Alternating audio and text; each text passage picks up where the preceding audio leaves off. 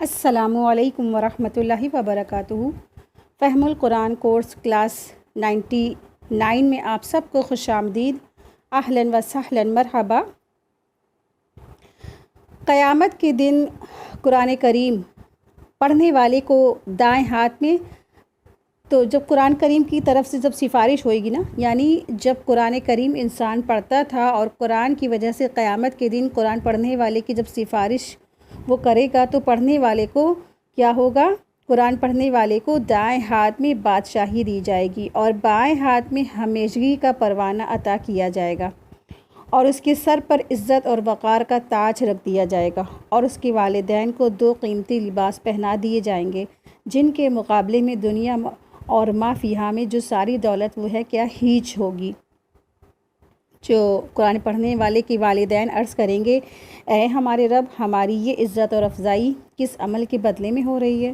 تو انہیں جواب دیا جائے گا کہ تمہارے اپنے بچے کے قرآن مجید پڑھنے کے بدلے میں۔ اور سبحان اللہ، ہے نا، کتنی خوبصورت بات ہے، یعنی کہ خود قرآن پڑھنے والے کو ہی اتنا بڑا عزت و وقار دیا جائے گا کہ اس کے دائیں ہاتھ میں بادشاہی ہوگی، بائیں ہاتھ میں ہمیشگی کا پروانہ ہوگا، اور اس کے سر پر تاج رکھ دیا جائے گا، پھر اس کے والدین کو 2 بیش قیمتی لباس عطا کیے جائیں گے۔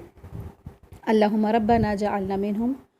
تو اللہ تبارک تعالیٰ سے دعا ہے کہ اللہ سبحانہ و تعالیٰ ہم سب کو اس فضل اور اس نعمت سے، اس انعامات سے ہم سب کو بھی نوازے اور ہم سب کے والدین کو بھی نوازے، اور ہم سب کا یہ پڑھنا پڑھانا اللہ سبحانہ و تعالیٰ قبول فرمائے اور ہم سب کے عمل کی اصلاح فرما دے، آمین یا رب العالمین۔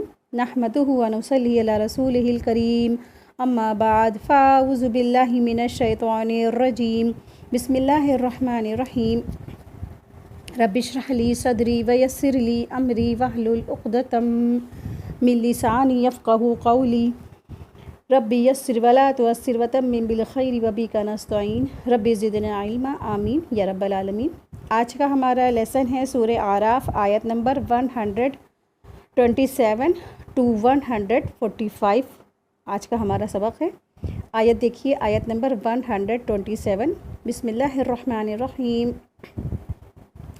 وقال الملأ من قوم فرعون أتذر موسى وقومه ليفسدوا في الأرض ويذرك وآلهتك قال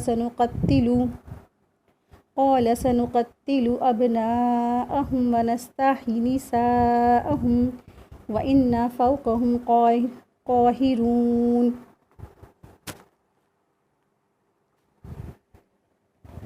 اور قوم فرعون کے سرداروں نے کہا کہ کیا آپ موسیٰ علیہ السلام کو اور ان کی قوم کو یوں ہی رہنے دیں گے کہ وہ ملک میں فساد کرتے پھریں اور وہ آپ کو اور آپ کے معبودوں کو ترک کیے ہوئے ہیں؟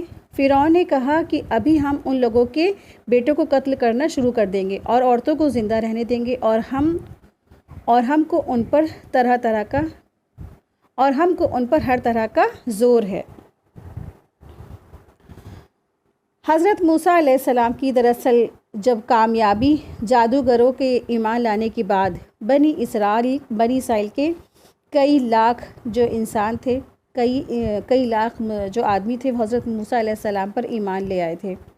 حالات اس انقلاب نے فرعون نے اس کے جو درباریوں کو ہلاک کر رکھ دیا، یعنی کہ اتنی بڑی تعداد میں، آپ دیکھیے 70,000 جادوگر تھے، اور پھر بنی اسرائیل کے بہت بڑی جو تعداد تھی وہ موسیٰ علیہ السلام پر ایمان لے آئی تھی۔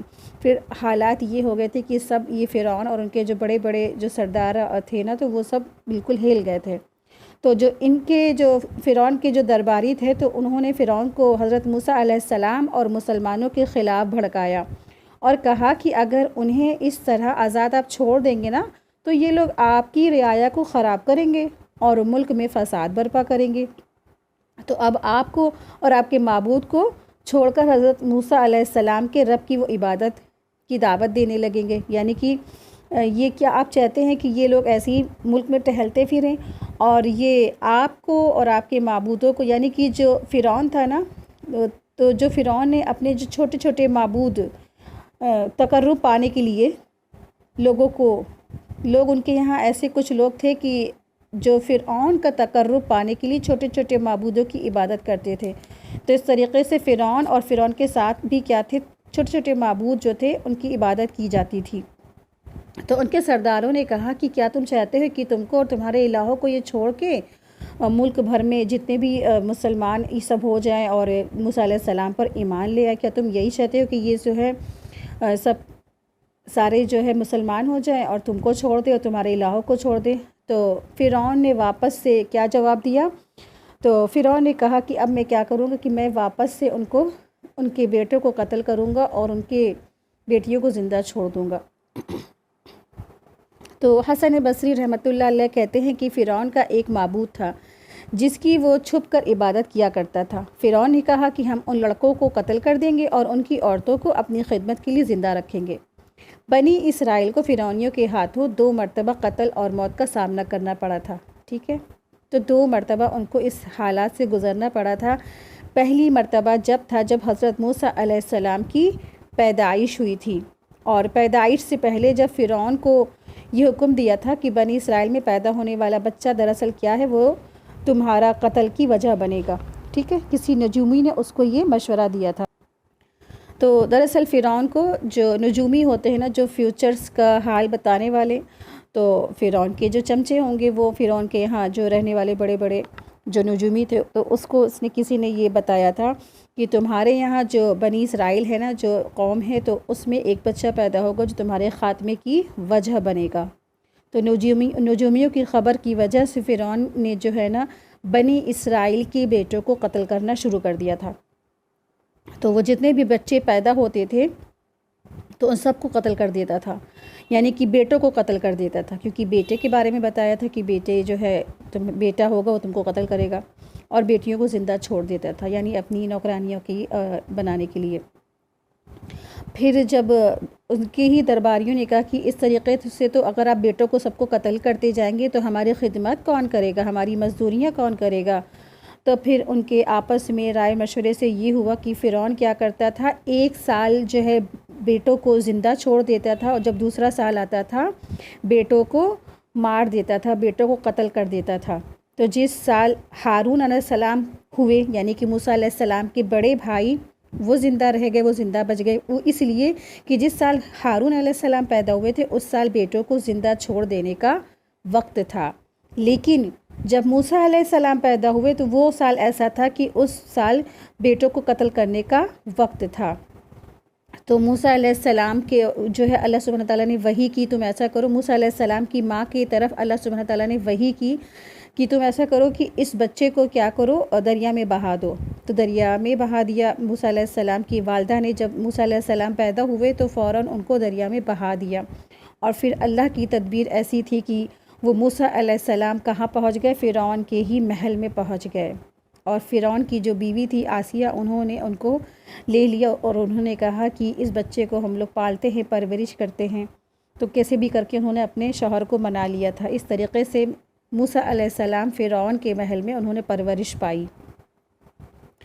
تو یہ جو وقت تھا جب موسیٰ علیہ السلام جب پیدا ہوئے تھے، تو وہ وقت تھا کہ جب جو ہے اس نے کیا کیا تھا، بیٹوں کو قتل کرنا شروع کر دیا تھا۔ لیکن جب حضرت موسیٰ علیہ السلام پیدا ہوئے تو اللہ تبارک تعالیٰ نے ان کی حفاظت فرمائی، اور فرعون کی جو چال تھی دراصل وہ دھری کی دھری رہ گئی۔ دوسری طرف جب دوسری بار جب اسے اس کی بادشاہت کو دوبارہ خطرہ معلوم ہوا، تو جو پہلے ہوا تھا نا، اسی لیے اس نے بنی اسرائیل کے بچوں کو قتل کرنے کا حکم جاری کر دیا۔ لیکن اس بار بھی اللہ سبحانہ تعالیٰ نے بنی اسرائیل کو عزت دی اور اسے اس کی فوج کو ذلیل کر کے سمندر میں ڈبو دیا۔ یعنی اب اس بار جب جو اس کی کچھ نہ چلی تو اس نے کیا دھمکی دی کہ تم لوگ میری عبادت کرتے ہو کہ نہیں کرتے، ورنہ میں دوبارہ پھر سے وہ چیز میں نافذ کر دوں گا، یعنی کہ بیٹوں کو زندہ قتل کروں گا اور بیٹیوں کو زندہ چھوڑ دوں گا۔ تو اس طریقے سے اس نے دھمکی کے طور پر ان لوگوں کو بلیک میل کرنا شروع کر دیا، بنی اسرائیل کو۔ آیات دیکھیں، آیت ہے 128۔ موسیٰ علیہ السلام نے اپنی قوم سے فرمایا، اللہ کا سہارا حاصل کرو اور صبر کرو، یہ زمین اللہ تعالیٰ کی ہے، اپنے بندوں میں سے جس کو چاہتا ہے وہ مالک بنا دے گا، اور آخر کامیابی انہی کی ہوتی ہے جو اللہ سے ڈرتے ہیں۔ تو موسیٰ علیہ السلام نے بنی اسرائیل کو کیا کیا؟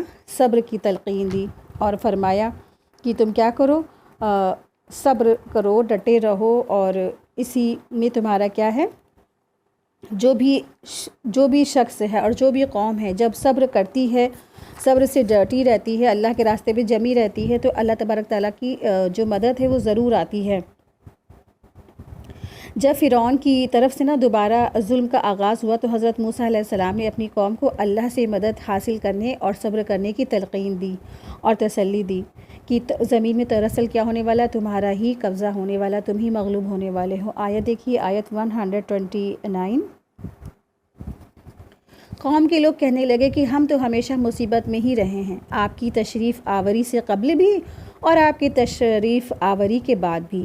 موسیٰ علیہ السلام نے فرمایا کہ بہت جلد اللہ تمہارے دشمنوں کو ہلاک کر دے گا اور بجائے ان کے کہ تم اس سرزمین کا خلیفہ بنا دے گا، اور بجائے ان کے کہ تم اس سرزمین کا خلیفہ بنا دے گا، تمہارے طرز عمل کو دیکھے گا۔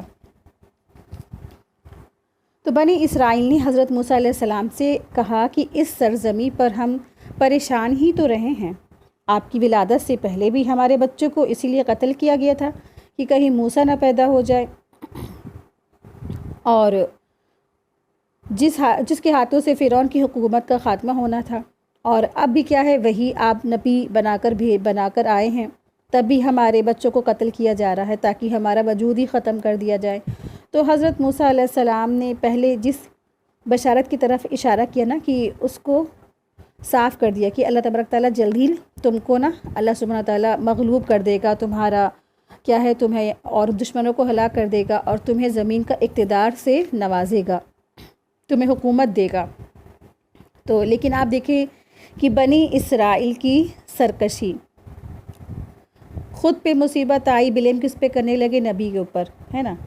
تو بنی اسرائیل کیا تھے؟ ہمیشہ سرکش قوم رہی ہے، اور پریشانی اور مصیبت کو بلیم کس کے اوپر کرتے تھے؟ کہ نبی کے اوپر، کہ آپ کی وجہ سے ہمارے پر واقعات ہو رہے ہیں، ہمارے اوپر ہمارے بچے قتل کیے جا رہے ہیں۔ آیت دیکھیں، آیت نمبر 130۔ اور ہم نے فرعون والوں کو مبتلا کیا قحط سالی میں اور پھلوں کی کم پیداواری میں تاکہ وہ نصیحت قبول کریں۔ تو جادوگروں کے شکست کھانے کے بعد، ان کے ایمان لے آنے کے بعد، فرعون کے لیے یہ بات سورج کی طرح روشن ہو چکی تھی کہ حضرت موسیٰ علیہ السلام ہی اللہ کے نبی ہیں اور دنیا اور آخرت کی بھلائی اسی کے ہاتھ میں ہے، اور یعنی دنیا اور آخرت کی بھلائی کس کے ہاتھ میں ہے؟ اللہ کے ہاتھ میں ہے۔ اور ان پر اگر ایمان وہ لے آتا، فرعون موسیٰ علیہ السلام پر ایمان لے آتا، لیکن وہ دراصل غرور اور تکبر اور جھوٹی معبودیت کے جو ہے گھمنڈ میں کفر پر جمع رہا، تو اللہ تبارک تعالیٰ نے اسے اور اس کی قوم کو قحط سالی یعنی کہ سوکھا میں مبتلا کر دیا کہ اب شاید یہ لوگ توبہ کر لے، کہ اب شاید میرے بندے توبہ کر لے، ان کو توفیق ہو جائیں۔ تو اللہ سبحانہ تعالیٰ نے ان کے اوپر جو قحط سالی ہے، سوکھا، اور وہ مسلط کر دی، اور پھلوں کی جو پیداوار ہے وہ بہت کم ہوتی تھی تاکہ وہ نصیحت قبول کر لیں۔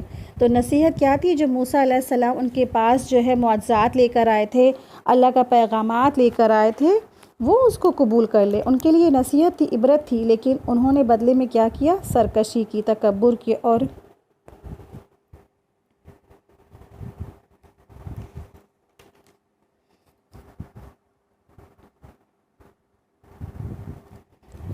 آیت دیکھیں، آیت نمبر 131۔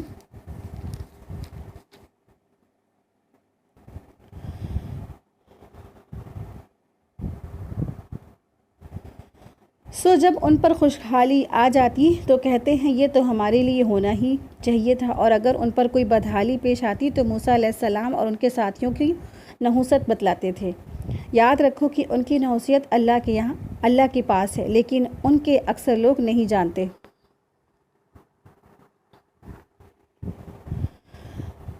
تو اللہ سبحانہ تعالیٰ نے ان کو جو ہے خوشحالی عطا فرما دی، اور ان کو بدحالی ان کے اوپر سے اللہ سبحانہ تعالیٰ نے دور کر دی۔ ٹھیک ہے، تو کہ جو ہے یہ لوگ کیا کریں؟ شاید ان کی آنکھیں کھل جائے، شاید یہ توبہ کر لے۔ تو اللہ سبحانہ تعالیٰ نے ان کو جو قحط سالی تھی، سوکھا تھا، اس کو پھر دور کر دیا ان کو۔ پھر اس کے بعد اللہ سبحانہ تعالیٰ نے ان کو قحط سالی آنے سے آئی، تو پھر دراصل جب ان کے اوپر نا قحط سالی آئی تو وہ کہنے لگے کہ حضرت موسیٰ علیہ السلام اور بنی اسرائیل کی وجہ سے ہم پر یہ آ رہی ہے، ٹھیک ہے۔ جب ان کے اوپر پریشانیاں، مصائب اور دقتیں آئیں تو کس کے انہوں نے الزام لگایا، کہنے لگے کہ ہم پر جو پریشانی مصیبت آ رہی ہے تو یہ دراصل کس کی وجہ سے ہو رہا ہے، یہ موسیٰ علیہ السلام اور بنی اسرائیل کی وجہ سے ہو رہا ہے۔ اور جب ان کے اوپر خوشحالی آتی تو کہتے کہ ہم تو اس کے حقدار ہیں، ہمیں تو یہ ملنا ہی چاہیے تھا۔ اس لیے اللہ تبارک تعالیٰ نے ان کی تردید کرتے ہوئے فرمایا کہ تمام کاموں کا انجام، ہر چیز کا جو خالق ہے صرف اور صرف اللہ ہی سبحانہ تعالیٰ ہے، اور خوشحالی اور قحط سالی یعنی کہ سوکھا سب اسی کے اختیارات میں ہیں۔ حضرت موسیٰ علیہ السلام اور بنی اسماعیل کی وجود سے بدشگونی لینا تمہارے کفر، شرک، ہٹ دھرمی کا کیا ہے، نتیجہ ہے۔ تو آپ دیکھیں کہ وہ جو آل فرعون تھے نا، وہ موسیٰ علیہ السلام اور ان کے ساتھیوں کو، بنی اسرائیل کو کیا کہتے تھے، نحوست سمجھتے تھے نا۔ آپ دیکھیں کہ اور قرآن کریم کہتا ہے کہ تمہارا ہی ذکر ہے اس میں۔ جب ہم قرآن پڑھتے ہیں تو پتہ چلتا ہے کہ ہمارا ہی ذکر ہے۔ جو ہمارے معاشرے میں جو منحوس اور نحوست جو کہا جاتا ہے نا، آپ دیکھیں کہ وہ ہمارا ہی اس میں ذکر ہے۔ کوئی چیز بھی منحوس نہیں ہوتی۔ اکثر ہمارے معاشرے میں یہ بات مشہور ہوتی ہے کہ دیکھو وہ فلاں جو شخص ہے نا وہ نحوس ہو گیا، وہ منحوس ہو گیا، اس کا سایہ پڑ گیا، یہ ہو گیا۔ کوئی کسی کے اگر بچے نہیں ہو رہے تو وہ منحوس ہے، وہ نحوس ہے۔ کوئی اگر بیوہ ہو گئی تو وہ منحوس ہے، وہ نحوس ہے۔ ایک شادی ہوئی بیچاری وہ بیوہ ہوگی تو وہ منحوس ہے، دوسری شادی ہوئی دوبارہ بیوہ ہوگی تو وہ اور ڈبل منحوس ہے نا۔ اس طریقے سے آج ہمارے مسلمان اپنے مسلمان بھائی بہنوں کو اور چیزوں کو اور سامانوں کو منحوس و نحوس ٹھہراتے ہیں، ہے نا۔ جبکہ یہاں پہ اللہ سبحانہ تعالیٰ واضح فرما رہے ہیں کہ ہر چیز کا اختیار، نفع اور نقصان کا مالک کون ہے؟ اللہ سبحانہ تعالیٰ ہے۔ اللہ کے اختیار میں ہے ہر چیز۔ وَلَكِنَّ أَكْثَرَهُمْ لَا يَعْلَمُونَ کہ دراصل اکثر لوگ اس چیز کو نہیں جانتے ہیں، علم نہیں رکھتے ہیں۔ کیوں؟ کیونکہ وہ قرآن کو سمجھ کر نہیں پڑھتے ہیں، ہے نا۔ آپ دیکھیں کہ ہمارے یہاں کافی معاشرے میں بات مشہور ہے کہ رات کو جھاڑو مت دینا، منحوسیت ہوتی، نحوسیت ہوتی ہے۔ رات کو ناخن مت کاٹنا، رات کو نیلس مت کاٹنا، منحوسیت ہوتی ہے، نحوسیت ہوتی ہے نا۔ بہت ساری چیزیں، تو چھوٹی چھوٹی باتیں ہیں، اور اس طریقے سے بہت ساری چیزیں ہیں جو ہمارے یہاں مشہور ہیں کہ جھاڑو اگر دے رہا ہے تو اس کو الٹا نہ رکھو، سیدھا نہ رکھو، پلنگ کو سیدھا نہ کھڑا کرو، ٹیڑھا نہ کھڑا کرو، اور ان کا پرچھاوا پڑ گیا، وہ منحوس ہے، وہ نحوس ہیں۔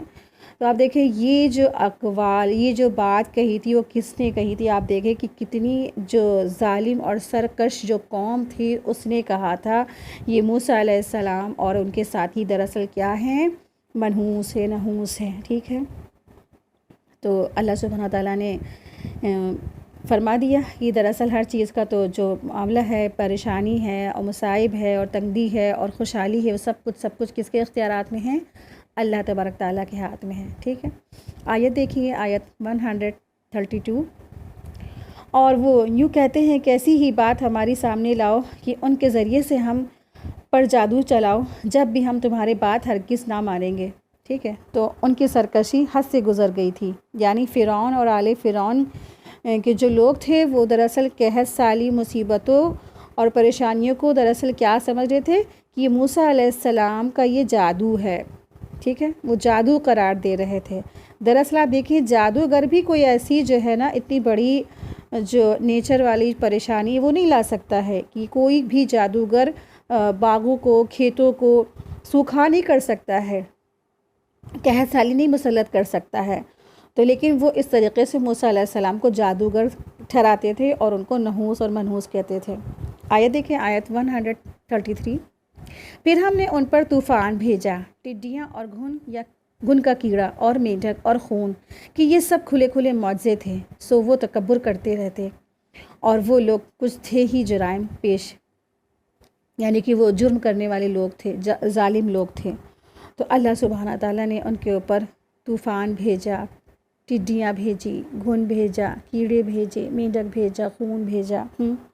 تو اس طرح ان پر دراصل گھمنڈ اور تکبر کا غرور بڑھتا ہی گیا، یہاں تک کہ حضرت موسیٰ سے کہا کہ چاہے تم نا ہمیں کوئی بھی نشانی لے آؤ، ہمیں کوئی بھی معجزات دکھا دو، ہم تم پر دراصل ایمان لائیں گے ہی نہیں۔ جب ان کا کفر ہٹ دھرمی ضد یہاں تک پہنچ گئی کہ وہ موسیٰ علیہ السلام کی حضرت موسیٰ علیہ السلام نے اپنے دونوں ہاتھ اٹھا کر اللہ سے دعا کی۔ جب رسول پریشان ہو گئے، قوم سے عاجز ہو گئے، دکھی ہو گئے، تو خود انہوں نے اللہ سے دعا کی کہ اے اللہ، فرعون کی سرکشی حد سے آگے بڑھ گئی ہے اور فرعونیوں نے بھی کسی عہد کا لحاظ نہیں رکھا ہے، اس لیے آپ انہیں ایسی سزا دے دیجئے کہ یہ لوگ میری قوم کے لیے اور بعد میں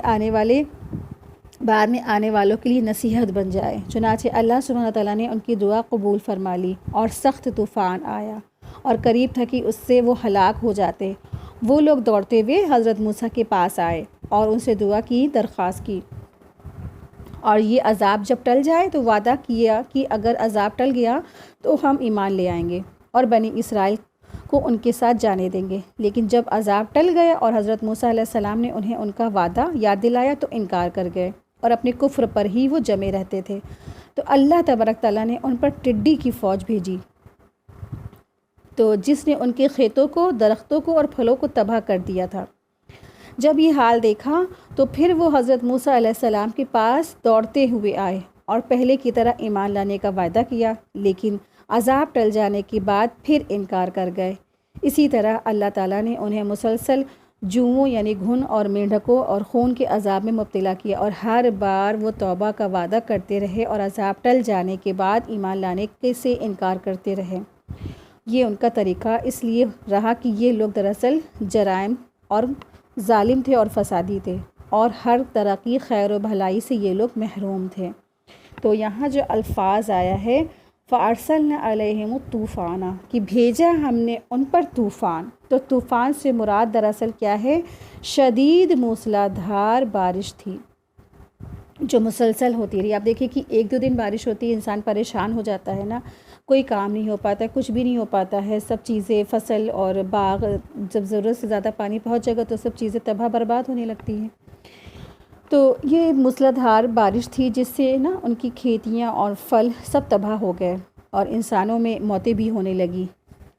الفاظ جو والجراد آیا ہے، جراد سے مراد کیا ہے؟ مشہور ہے کہ یہ ٹڈی ہے، ٹھیک ہے۔ جراد سے مراد کیا ہے؟ ٹڈی ہے، جس نے ان کی کھیتیوں کو تباہ کرنا شروع کر دیا تھا۔ تو اسلام نے اس کو کھانا جائز بھی قرار دیا، لیکن رسول اللہ صلی اللہ علیہ وسلم نے کبھی نہیں کھایا اس کو، ٹڈی کو، ٹھیک ہے۔ والکملہ، جو کملہ الفاظ ہے، جو لفظ آیت ہی میں دیکھیں والکملہ، تو کملہ سے مراد کیا ہے؟ گھن ہے، گھن، ٹھیک ہے۔ جب آپ دیکھیں کہ دال، چاول یا آٹے یا گیہوں میں گھن لگ جاتا ہے نا تو وہ بالکل بجبجانے لگتے تو نہیں کھایا جاتا ہے، انسان اس کا کراہیت آتی ہے۔ آپ دیکھیں کہ کملہ سے جو مراد ہے نا وہ گیہوں ہے۔ کملہ سے مراد دراصل کیا ہے؟ گھن ہے، گھن، جو چھوٹی چھوٹی جوؤں کے برابر وہ ایک چھوٹا سا باریک سا ہوتا ہے، تو جو گیہوں اور ان کے دوسرے دانوں میں بھی وہ لگ جاتا ہے، یعنی کہ جو بھی اناج ہوتا ہے، چاول ہے، دالیں ہیں، آٹا ہے اور بہت سی تمام چیزوں میں یہ گھن لگ جاتے ہیں، تو پھر وہ چیزیں خراب ہو جاتی، اندر ہی اندر وہ کھوکھلی ہو جاتی کیونکہ گھن ان کو کھا جاتا ہے۔ تو یہ جو گھن تھا ان کے فصلوں میں لگ گیا تھا، ٹھیک ہے، ساری فصل تباہ برباد ہو گئی۔ یہ بھی ان کے اوپر اللہ سبحانہ تعالیٰ نے بطور عذاب مسلط کیا تھا۔ اور پھر الفاظ دیکھیں وَالضَّفَادِعَ سے مراد کیا ہے؟ مینڈھک ہے، مینڈھک کو کہتے ہیں۔ تو مینڈھک ان کے گھروں میں، خانوں میں، غلوں میں، بستروں میں ہر جگہ کیا ہو گئے تھے؟ گھس گئے تھے، ہر جگہ مینڈھک ہی مینڈھک نظر آنے لگے تھے۔ آپ دیکھیں کہ گھر میں کبھی بھی آپ کے کوئی ایک مینڈھک آ جائے نا تو انسان کیا ہوتا ہے؟ پریشان ہو جاتا ہے، جس کی عادت نہیں ہوتی ہے تو ان کو یہ سب چیزیں نہیں اچھی لگتی، نہیں پسند آتی ہیں۔ اور ایک نہیں، دو نہیں، لاکھوں کی تعداد میں اگر کسی کے گھر میں مینڈھک آ جائے نا تو پھر انسان کیا ہوگا؟ پریشان ہو جائے گا، اور پھر وہ ٹر جب چلاتے ہیں نا تو کتنا، اب جب عذاب کی شکل ہوگی تو پھر کیا ہی کہنا اس کا۔ تو وہ لوگ جو ہے نا پریشان ہو جاتے تھے، سب جگہ ان کو مینڈھک نظر آتے تھے۔ اور پھر دم جو الفاظ آیا ہے ودما سے مراد کیا ہے؟ یہاں پر خون ہے، ٹھیک ہے۔ تو ان کی نہروں اور کنوؤں کا جو پانی تھا دراصل وہ خون میں بدل گیا تھا، پانی کی جگہ سب خون میں بدل گیا تھا، پانی نہیں رہا وہاں، سب خون ہو گیا، خونی خون، اور مچھلیاں تک بھی مر گئیں، اور نہروں کا پانی بھی دراصل بدبودار ہو گیا، ٹھیک ہے۔ تو اللہ سبحانہ تعالیٰ نے یہ ایسا سخت ترین عذاب اس قوم پر مسلط کیا، نہ وہ کھا سکتے تھے، نہ وہ پی سکتے تھے، نہ وہ سو سکتے تھے۔ اس کے باوجود بھی ان کی کیا ہوئی سرکشی کا عالم یہ ہوتا تھا کہ ہر بار وہ توبہ کا وعدہ کرتے تھے اور رسول سے کہتے تھے کہ ہم ایمان لے آئیں گے، بس ہم سے ایک بار ہم سے یہ عذاب ہٹوا دی، ہم ایمان لے آئیں گے اور بنی اسرائیل کو چھوڑ دیں گے، آپ جائیں جہاں جائیں۔ جب عذاب ان سے دور کر دیا جاتا تھا تو واپس وہ اپنے دین پر پھر جاتے تھے، ٹھیک ہے۔ تو پھر اللہ سبحانہ تعالیٰ کی پکڑ کیا ہے، بہت زبردست ہے۔ فاستکبروا وکانوا قوما مجرمین۔ تو یہ لوگ ایسے لوگ تھے جو تکبر کرنے والے تھے، اور یہ کیا تھے، یہ لوگ تھے ہی مجرم قوم تھی نا، مجرم لوگ تھے۔ آیت دیکھیں، آیت 135، آیت 134۔ اور جب ان پر کوئی عذاب واقع ہوتا تو وہ یوں کہتے، اے موسیٰ ہمارے لیے اپنے رب سے اس بات کی دعا کر دیجئے کہ جس کا اس نے آپ سے عہد کر رکھا ہے، اگر آپ اس عذاب کو ہم سے ہٹا دیں گے تو ہم ضرور آپ کے کہنے سے ایمان لے آئیں گے، اور ہم بنی اسرائیل کو بھی رہا کر دیں گے اور آپ کے ساتھ بھیج دیں گے۔ آیت 135۔ پھر جب ان سے اس عذاب کو ایک خاص وقت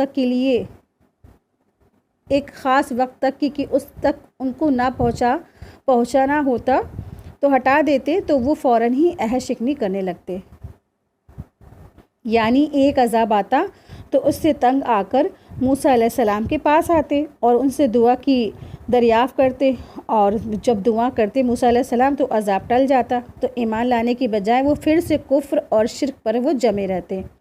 پھر جب دوسرا عذاب آتا تو پھر اسی طرح کرتے، یوں کچھ وقفوں سے وہ ان کے اوپر 5 قسم کے عذاب آئے۔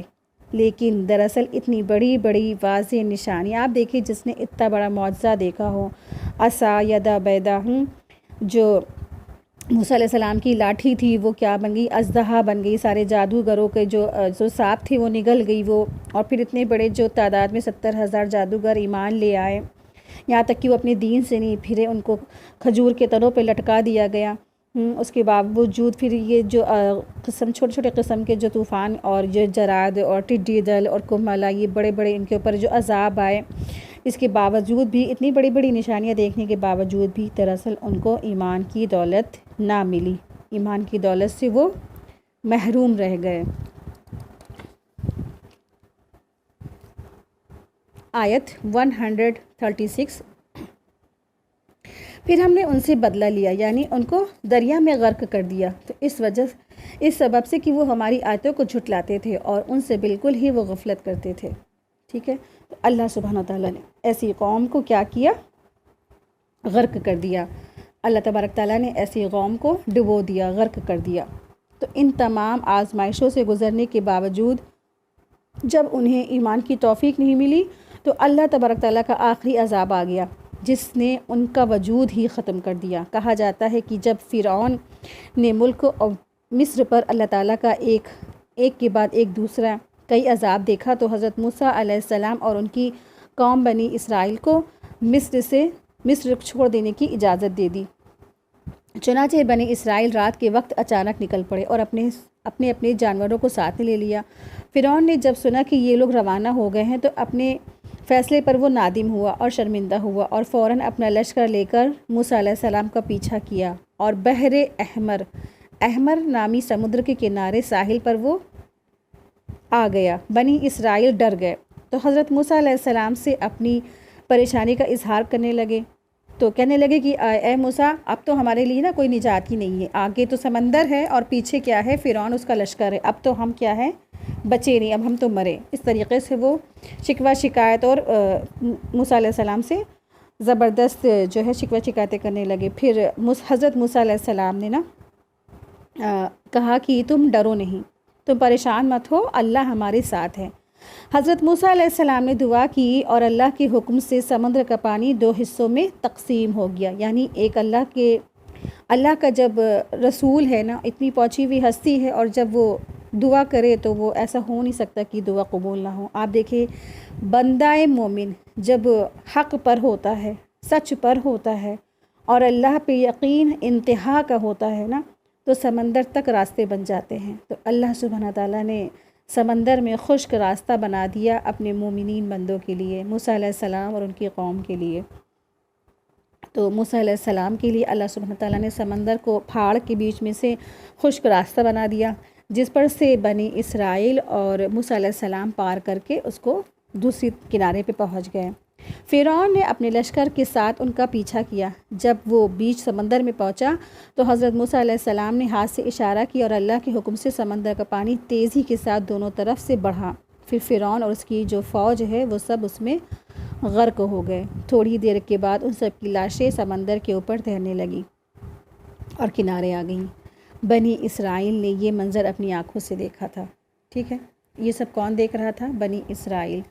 یہ بڑے بڑے واقعات، یہ بڑے بڑے معجزات، سمندر کا پھٹ جانا ایک بہت بڑا عجوبہ ہے اور بہت بڑا معجزہ تھا۔ چھوٹی موٹی بات نہیں تھی، کوئی دریا کوئی نہر نہیں کٹی تھی، سمندر کٹ گیا تھا۔ سمندر کی جو لہریں تھیں اس طریقے سے اونچی اونچی جیسے پہاڑ کی مانند ہو گئی، بیچ میں سے خشک راستہ بن گیا۔ تو یہ کیسا ہوا نا، یہ بہت بڑا معجزہ تھا۔ موسیٰ علیہ السلام کو دعا سے اللہ سبحانہ تعالیٰ نے اسے قبول فرمایا اور سمندر میں خشک راستہ بن گیا اور بنی اسرائیل اس راستے سے نکل کے دوسری کنارے پہنچ گئی، اور پھر اللہ کی نافرمان جو قوم تھی اور جو ہے فرعون اور اس کے جو لشکر، وہ سب کے سب اس میں جو ہے غرق کر دیے گئے، ڈبو دیے گئے، تباہ کر دیے گئے۔ آیت دیکھیے، آیت 137۔ اور ہم نے ان لوگوں کو جو بالکل کمزور شمار کیے جاتے تھے اس سرزمین کے پورب پچھم کا مالک بنا دیا، جس میں ہم نے برکت رکھی تھی، اور آپ کے رب کا نیک وعدہ بنی اسرائیل کے حق میں ان کے صبر کی وجہ سے پورا ہو گیا۔ اور ہم نے فرعون کے اور اس کی قوم کے ساختہ پرداختہ کارخانوں کو اور جو کچھ وہ اونچی اونچی عمارتیں بنائے ہوئے تھے سب کو درہم برہم کر دیا۔ تو اللہ سبحانہ تعالیٰ نے ان کو سب کو کیا کیا؟ پانی میں غرق کر دیا۔ اللہ تعالیٰ نے اس کے بعد بنی اسرائیل کو زمین کا وارث بنا دیا۔ وَأَوْرَثْنَا الْقَوْمَ الَّذِينَ كَانُوا يُسْتَضْعَفُونَ، یعنی کہ اللہ سبحانہ تعالیٰ فرما رہے ہم نے اس کمزور جو قوم تھی نا بنی اسرائیل، اس کو سرزمین کا وارث بنا دیا۔ مصر اور شام کے علاقے ان کی حکومت میں آئے۔ یہی وہ لوگ تھے جنہیں فرعون نے اپنا غلام بنا رکھا تھا اور جن کے ہزاروں بچوں کو قتل بھی کروا دیا تھا۔ لیکن جب موسیٰ علیہ السلام پر ایمان لائے اور پریشانیوں میں صبر اور استقامت سے کام لیا تو اللہ تبارک تعالیٰ نے انہیں زمین کا اقتدار عطا فرما دیا، وارث بنا دیا، مالک بنا دیا، ہے نا۔ تو جو لوگ کہتے ہیں کہ اسلام لاکھ کسی پریشانیاں ہوتی ہیں، تو دراصل کیا ہے، یہ بالکل غلط بات ہے۔ جو ایمان سچا ایمان لاتا ہے، پکا ایمان لاتا ہے، پختہ ایمان لاتا ہے، تو اللہ تبارک تعالیٰ اس کی کیا کرتے ہیں، دنیا میں بھی اس کی مدد کرتے ہیں اور آخرت میں تو وہ نیک لوگوں میں سے وہ ہوں گے ہی ہوں گے۔ آیت دیکھیں، آیت 138۔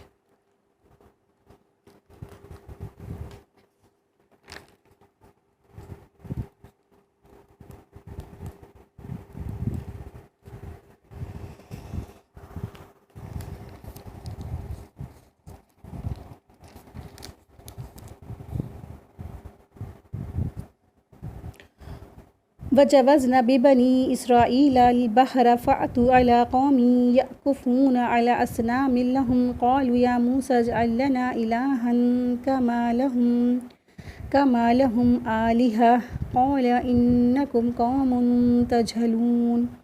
اور ہم نے بنی اسرائیل کو دریا سے پار اتار دیا، پس ان لوگوں کا ایک قوم پر گزر ہوا جو اپنے چند بتوں سے لگے بیٹھے تھے۔ کہنے لگے، اے موسیٰ، ہمارے لیے بھی ایک معبود ایسا مقرر ہی کر دیجئے جیسے ان کے یہ معبود ہیں۔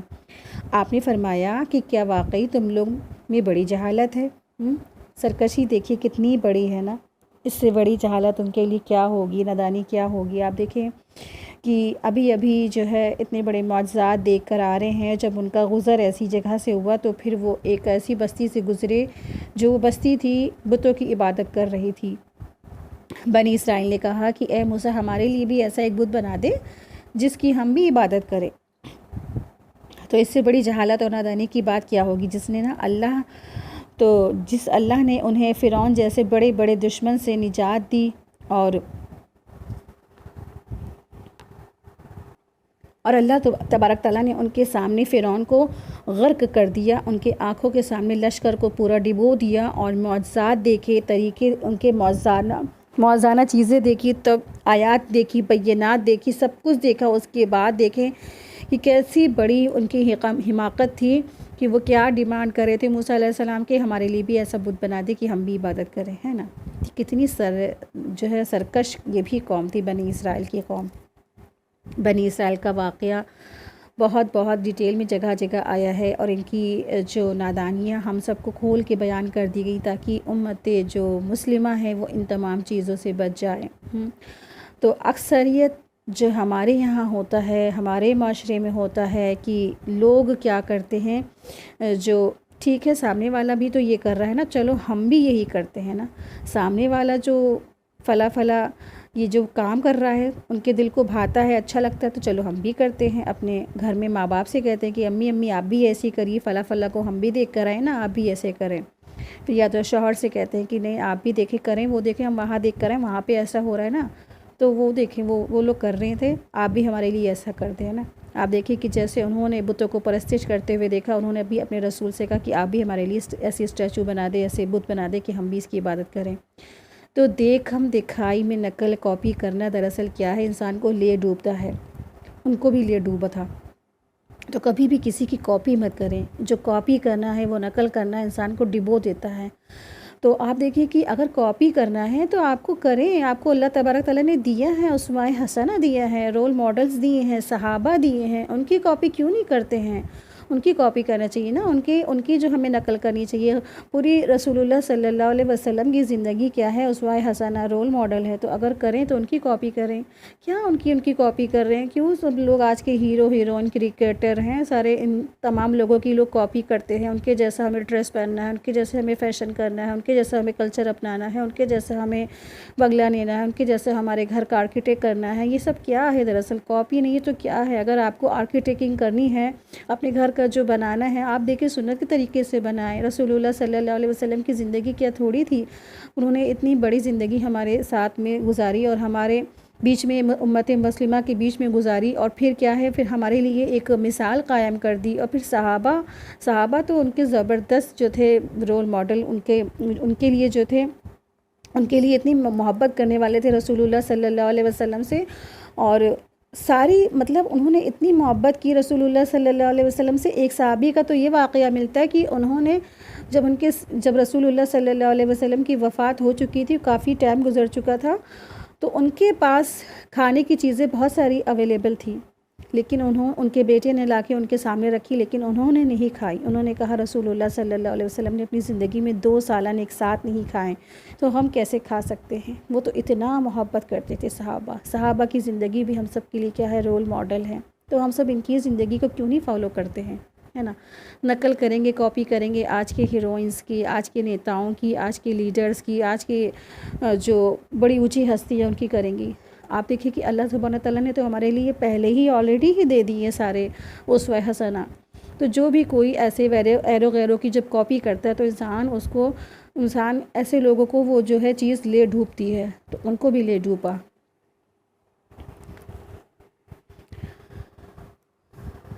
تو اس آیت کریمہ میں حضرت موسیٰ علیہ السلام اور بنی اسرائیل کے جو واقعات ہیں نا، اس کی شروعات یہاں سے اب ہو رہی ہے۔ جو فرعون کی غلامی سے جب آزاد ہونے کے بعد حضرت موسیٰ علیہ السلام کے ساتھ سمندر پار کرنے کے بعد جب جزیرہ نمائے سینا کے جنوبی ساؤتھرن کے علاقے کی طرف وہ روانہ ہوئے، تو راستے میں ان کا گزر ایسی قوم کے پاس ہوا جو بتوں کی پوجا کر رہی تھی۔ اور کچھ مفسرین کا کہنا ہے کہ جو یہ لوگ جو تھے گائے کی پوجا کر رہے تھے، گائے کی مورتیوں کی یہ پوجا کر رہے تھے۔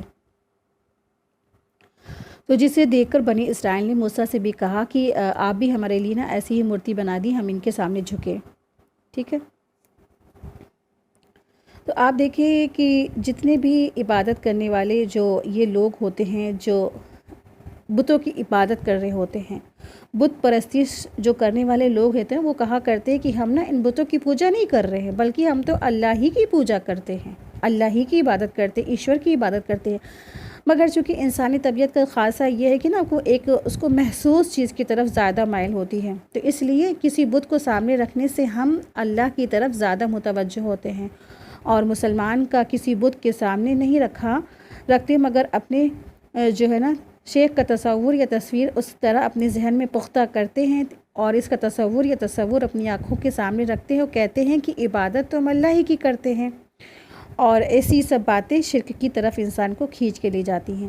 ٹھیک ہے، تو جتنے بھی آپ دیکھیں اللہ کو چھوڑ کر غیر اللہ کے آگے جو جھکتے ہیں تو ان کا یہی ہیلے حوالے ہوتے ہیں کہ ہم تو نا ان کی قربت حاصل، اللہ کی قربت حاصل کرنے کے لیے ہم ان کو پکار رہے ہیں، ہم تاکہ اللہ کے اور قریب ہو جائیں، یہ ہمیں اللہ کے اور قریب کر دیں گے، یہ ہمارے جو مشکل کشا، داتا نواز، غریب بخش ہے نا، تمام طرح کے ان کے جو القاب ہیں انہوں نے دے رکھے ہیں، تو یہ سب کیا ہیں، یہ ہمیں اللہ کے اور قریب کر دیں گے، اللہ کا تقرب پانے کے لیے ہم ان کے پاس جاتے ہیں، یہ ہمارے وکیل ہیں، یہ ہماری سفارش کرائیں گے نا۔ تو آپ دیکھیے کہ جیسے حال ان کا ہوا نا، تو ویسے ہی ایک واقعہ ملتا ہے کہ جب رسول اللہ صلی اللہ علیہ وسلم، ٹھیک ہے، رسول اللہ صلی اللہ علیہ وسلم جب غزوہ حنین کے لیے نکلے تو ایک درخت کے پاس سے گزرے جس پر مشرکین اپنے ہتھیار لٹکایا کرتے تھے، اس لیے اسے ذات انوات کہا کرتے تھے۔ ٹھیک ہے، پھر سے سن لیجئے، رسول اللہ صلی اللہ علیہ وسلم جب غزوہ حنین کے لیے نکلے تو ایک درخت کے پاس سے گزرے جس پر مشرکین اپنے ہتھیار لٹکایا کرتے تھے، اس لیے اسے اس پیڑ کا جو نام تھا کیا تھا، ذات انوات تھا، اس پیڑ کا نام ذات انوات تھا، وہ اسے ذات انوات کہا کرتے تھے۔ تو صحابہ میں سے کچھ لوگوں نے کہا، اے اللہ کے رسول، ہمارے لیے بھی ایک ایسا ہی ذات انوات بنا دیجئے۔ تو آپ صلی اللہ علیہ وسلم نے فرمایا، یہ تو وہی قوم موسیٰ کی بات ہے کہ بت پرستوں کی معبودوں کی طرح ہمارے لیے بھی ایک معبود بنا دیجئے، اس ذات کی قسم جس کے ہاتھ میں میری جان ہے کہ تم لوگ پچھلی قوموں کی راہ پر ضرور چلو گے۔ ٹھیک ہے، یہ صحابہ، آپ دیکھیں کہ آپ صلی اللہ علیہ وسلم نے پہلے ہی بتا دیا تھا کہ تم لوگ نا ایسے ہی تم پچھلی قوموں کی طرح ضرور چلو گے۔ آپ دیکھیں کہ آج جتنے بھی لوگ ہیں، جتنے بھی لوگ پیدا ہو رہے ہیں، سب کس کی ہی امت میں ہیں، رسول اللہ صلی اللہ علیہ وسلم کی امت میں ہیں، سارے کے سارے لوگ اللہ کے رسول صلی اللہ علیہ وسلم کی امت میں ہیں۔ اور آپ دیکھیں کہ اس وقت سارے انسانوں کی اگر آپ گنتی کیجئے، گنتی کرنے کے بعد اس میں کتنے لوگ ایسے ہوں گے جو صرف اور صرف مسلمان ہیں۔ مثلا مثال کے طور پہ پوری دنیا میں اس وقت تقریباً 10 ارب لوگ ہیں، 10 ارب میں سے صرف اور صرف جو ہے 1 ارب ساری دنیا کے مسلمانوں کو ملا کے 1 ارب مسلمان ہیں، اور ان مسلمانوں میں بھی جو قرآن اور سنت کو پڑھنے والے ہیں وہ کتنے لوگ ہیں، وہ کتنے سے لوگ ہیں، صرف اور صرف چٹکی کے برابر ہیں، ہے نا۔ تو آپ دیکھیں کہ اسی لیے آپ صلی اللہ علیہ وسلم نے پہلے ہی بتا دیا تھا نا کہ انسان کے اندر ایسی چیزیں ہوتی ہیں، شیطان پیچھے لگا ہوا ہے، شیطان بلغلاتا ہے، شیطان جو ہے وسوسے ڈالتا ہے اور لوگوں کو غلط راستے کی طرف لے کے جاتا ہے۔ اور پھر آپ دیکھیں کہ صحابہ جو تھے آپ صلی اللہ علیہ وسلم کے اتنی زیادہ وہ ہر بات کو جو ہے سمینا واتانہ کرنے والے تھے، تو صحابہ نے ہر موقع پہ اس طریقے کے پیڑوں کو کاٹ ڈالا، کوئی بھی پیڑ ایسے چھوڑے نہیں تاکہ وہ ایسا نہ ہو بعد میں ان کے بعد یا صحابہ کے بعد یا تبع تبعی کے بعد وہ پیڑ کیا ہے، ذات انوات کے جیسا بن جائے۔ ٹھیک ہے، تو یہی وجہ ہے کہ حضرت عمر رضی اللہ عنہ نے مقام حدیبیہ کے اس درخت تقی کو کٹوا دیا تھا جس کے نیچے رسول اللہ صلی اللہ علیہ وسلم نے صحابہ کرام سے بیعت لی تھی، بیعت رضوان جہاں پہ لی گئی تھی، جسے بیعت رضوان کہا جاتا ہے۔ اسی طرح پھر امام ابو بکر مالکی لکھتے ہیں کہ اگر تم میں سے کوئی ایسا درخت دیکھے جس کی لوگ زیارت اور تعظیم کرتے ہوں اور اسے شفا یابی کا سبب مانتے ہوں اور اس میں کیلے ٹھوکتے ہوں اور اس میں کپڑے لٹکاتے ہوں تو اسے کاٹ دو، کیونکہ وہ کیا ہے، وہ ذات انوات ہے۔ کوئی بھی ایسا درخت جو انسان سے شرک کروائے اور منتیں مرادیں منوائے تو پھر کیا ہے، کہا گیا ہے اسے کاٹ ڈالو، ختم کر دو، کیونکہ وہ انسان کو گمراہ کرنے والا ہے۔ آیت دیکھیے، آیت 140،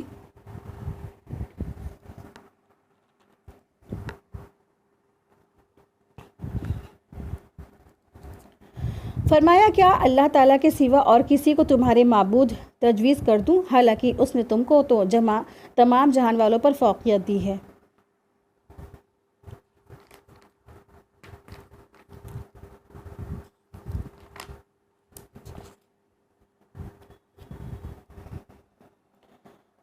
تو موسیٰ علیہ السلام ان کی بات سن کر بہت زیادہ غصے میں آئے، تو انہوں نے فرمایا، موسیٰ علیہ السلام نے فرمایا، قال اغیر اللہ ابغیکم الہ وہو فضلکم علی العالمین، کیا اللہ کے سوا اور کسی کو تمہارا معبود تجویز کر دوں، حالانکہ اس نے تو تم کو تمام جہان والوں پر فوقیت دی ہے۔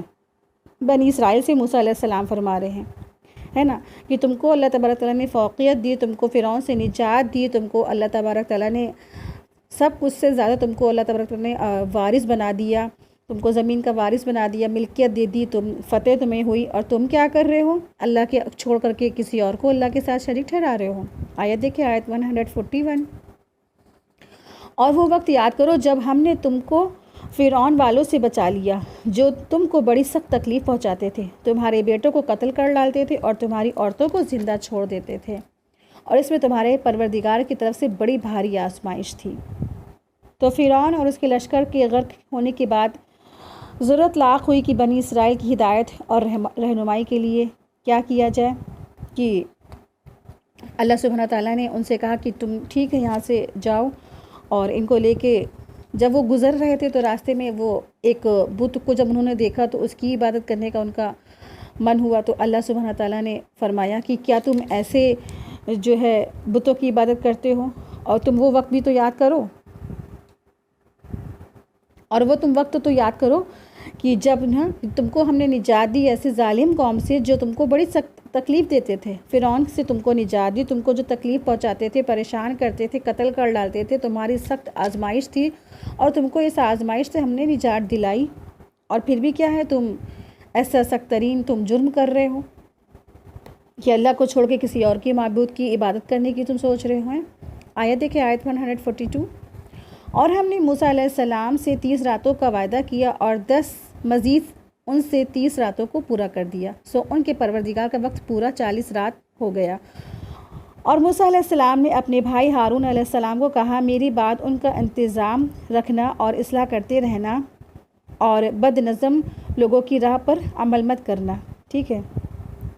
تو اب یہاں پر اللہ سبحانہ تعالیٰ نے فرمایا، جب موسیٰ علیہ السلام نے ان کی اصلاح فرما دی، ان کو ان کی جو ہے نا غلطی کا احساس ہو گیا، پھر ان کی اصلاح کے بعد اب جب موسیٰ علیہ السلام تھے ایک جگہ وہ لوگ ٹھہر گئے تھے، ایک علاقے میں ٹھہر گئے تھے، وادی تیہ میں شاید ٹھہرے تھے وہ لوگ، تو پھر وادی تیہ میں ٹھہرنے کے بعد موسیٰ علیہ السلام کو اللہ سبحانہ تعالیٰ نے کہاں بلایا؟ ملاقات کے لیے بلایا۔ فرعون اور اس کے لشکر کے غرق ہونے کے بعد اب ان کے لیے ضرورت کیا تھی؟ ہدایت کی، کہ ان کو ایک ہدایت اور رہنمائی مل جائے راستے کی، نا گمراہ تھے ابھی، جس کو دیکھ رہے تھے اس سے کہہ رہے تھے کہ ہمیں بھی ایسا عبادت کے لیے طریقہ بنا دے، ہمیں بھی اسٹیچو بنا دے، ہم بھی عبادت کریں۔ نہ ان کے پاس کوئی نماز تھی، نہ ان کے پاس کوئی عبادت تھی، نہ وہ ان کا طریقہ زندگی تھی۔ تو اللہ تبارک تعالیٰ نے موسیٰ علیہ السلام کو جو شریعت دینے کے لیے اور ہدایت دینے کے لیے کوہ طور پہ ان کو بلایا، تو چنانچہ اللہ تبارک تعالیٰ نے حضرت موسیٰ علیہ السلام کو 30 راتوں کے لیے کوہ طور پر بلایا، جس میں 10 راتوں کا اور اضافہ کر کے 40 رات کر دیا، ٹھیک ہے۔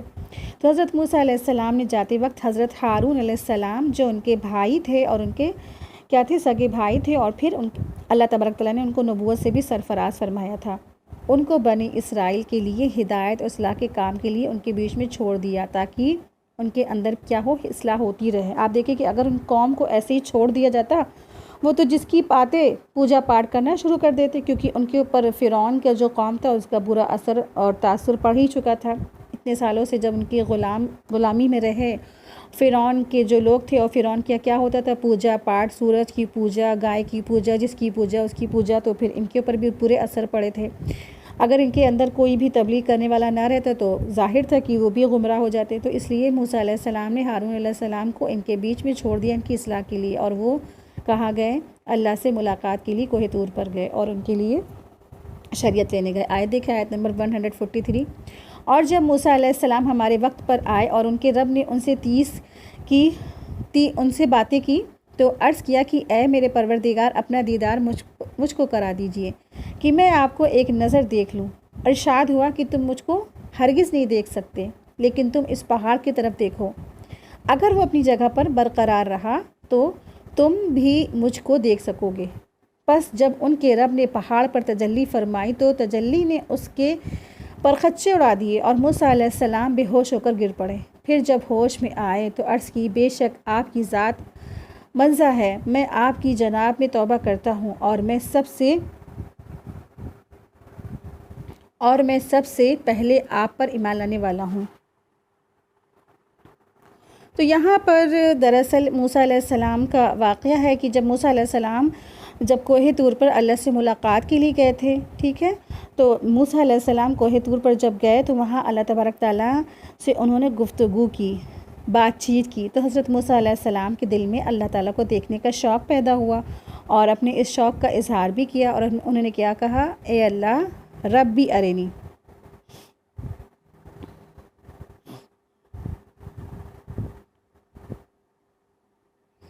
ربی ارینی، اے اللہ مجھے دکھا دے۔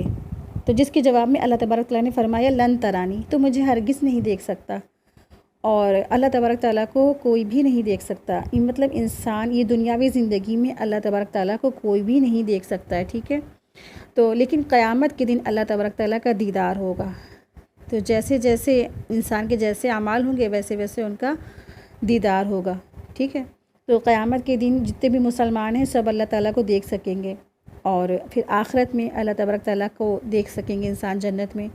تو قیامت والے دن اللہ تبارک تعالیٰ کو سب لوگ ایمان والے دیکھ سکیں گے، اور پھر کہاں دیکھیں گے؟ جنت میں بھی اللہ تبارک تعالیٰ کا دیدار ہوگا، لیکن اس دنیا میں اس دنیاوی آنکھوں سے اللہ تبارک تعالیٰ کو کوئی نہیں دیکھ سکتا، ٹھیک ہے، لا تدرکہ الابصار، کہ اللہ تبارک تعالیٰ کو کوئی بھی نگاہیں نہیں پا سکتی اس دنیاوی زندگی کی۔ لیکن موسیٰ علیہ السلام اللہ تعالیٰ کے جو تھے کلیم اللہ تھے، ان سے گفتگو کرتے تھے، ان سے بات چیت کرتے تھے، جب بات سنی، اللہ کی آواز سنی، تو واقعی میں انسان ہے، دل چاہ گیا ہوگا ان کا اللہ تبارک تعالیٰ کو دیکھنے کا، ٹھیک ہے، تو انہوں نے بھی سوچا کہ اب ہم بھی اللہ سے کہیں کہ ہمیں بھی دکھا دے اپنا جو ہے نا ربی ارینی کی، دکھا دے مجھے۔ تو اس طریقے سے اللہ سبحانہ تعالیٰ نے کہا کہ تم مجھے نہیں دیکھ سکتا، تو جب انہوں نے ضد کی تو اللہ تبارک تعالیٰ نے فرمایا کہ ٹھیک ہے، تم اس پہاڑ کی طرف دیکھو، کہ میں تم اس پہاڑ کی طرف دیکھو، اگر یہ پہاڑ باقی رہ گیا تو تم نا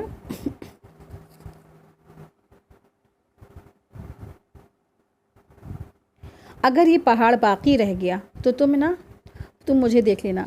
تو پھر جب پہاڑ پہ اللہ تبارک تعالیٰ نے تجلی فرمائی تو پھر کیا ہوا؟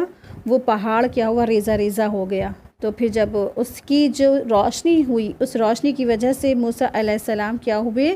موسیٰ علیہ السلام بے ہوش ہو گئے، اور پھر جیسے ہی ہوش میں آئے تو واقعی میں نے اپنی غلطی کا احساس ہوا، اور پھر کہا کہ اے اللہ میں آپ سے توبہ کرتا ہوں، مجھے معاف کر دے۔ قال سبحانک تبت الیک وانا اول المؤمنین، کہ اللہ میں جو ہے میں آپ کی طرف رجوع کرتا ہوں، توبہ کرتا ہوں، اور پاک ہے تو، اور میں سب سے پہلا ایمان لانے والوں میں سے ہوں، ٹھیک ہے۔ تو اس طرح سے انہوں نے اللہ سے توبہ کی، معافی مانگی۔ آیت دیکھیں، آیت 144، ارشاد ہوا کہ اے موسیٰ میں نے تو پیغمبری اور اپنی ہم کلامی سے اور لوگوں پر تم کو امتیاز دیا ہے، تو جو کچھ تم کو میں نے عطا کیا ہے اس کو لے لو اور شکر کرو۔ تو اللہ سبحانہ تعالیٰ نے ان کو شریعت دی تھی، کتاب دی تھی۔ تو آیت دیکھیں، آیت نمبر 145، اور ہم نے چند تختیوں پر ہر قسم کی نصیحتیں، ہر چیز کی تفصیل ان کو لکھ دی، تم ان کو پوری طاقت سے لے لو، پوری طاقت سے پکڑو، اور اپنی قوم کو حکم کرو کہ ان کے اچھے اچھے احکام پر عمل کریں، اب بہت جلد تم لوگوں کو ان بے حکموں کا مقام دکھلاتا ہوں۔ تو اللہ سبحانہ تعالیٰ نے یہاں پر ان کو تورات کی تختیاں عطا فرمائیں، شریعت نازل فرمائی۔ تو مضبوطی سے پکڑنے سے مراد کیا ہے؟ احکامات پر عمل کرنا، ٹھیک ہے، اور یہاں پہ جو کتاب الفاظ آیا ہے تو اس کی کیا ہے؟ تعلیمات کو مضبوطی سے پکڑنا ہے، پکڑنے کو کہا جا رہا ہے کہ مضبوطی سے احکامات پر عمل کرنا، مضبوطی سے پکڑنا، اور دراصل کیا ہے؟ ہم سب کے لیے بھی اس میں عبرت ہے کہ ہم سب کو بھی کیا کرنا ہے؟ قرآن مجید کے احکامات کو مضبوطی سے پکڑنا ہے۔ اللہ سبحانہ تعالیٰ نے تو ہماری طرف بہترین جو ہے قرآن مجید نازل فرمایا، جو ساری پہلے کی آسمانی کتابوں کا دراصل کیا مجموعہ ہے، ساری کتابوں کا تصدیق کرتا ہے۔ تو یہ جو قرآن کریم ہے یہ کیا ہے؟ ہوا کلام اللہ، یہ اللہ کا کلام ہے۔ تو ہمیں بھی چاہیے کہ اس کے ہر احکامات پر ہم بھی عمل کریں، اس کو عمل میں لائیں، اس کے احکامات کو بجا لائیں۔ تو اللہ تبارک تعالیٰ سے دعا ہے کہ اللہ سبحانہ تعالیٰ ہم سب کو کہنے سننے سے زیادہ عمل کرنے کی توفیق عطا فرمائے، آمین یا رب العالمین۔ وآخر دعوانا ان الحمد للہ رب العالمین، سبحانک اللہم و بحمدک، اشہد ان لا الہ الا انت، استغفرک و اتوب الیک۔ السلام علیکم ورحمۃ اللہ وبرکاتہ، جزاکم اللہ خیرا کثیرا۔